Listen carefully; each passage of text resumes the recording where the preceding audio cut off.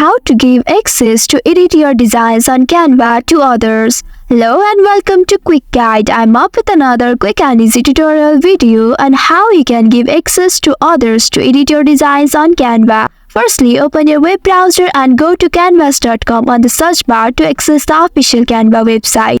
On the home page, you will see all of your designs. Scroll down and select the design you want to give access. Once you have selected design, here you will see Share option. Click on it, a dialog box will appear, and you will see a box where you can add the email address of the person you want to give access to.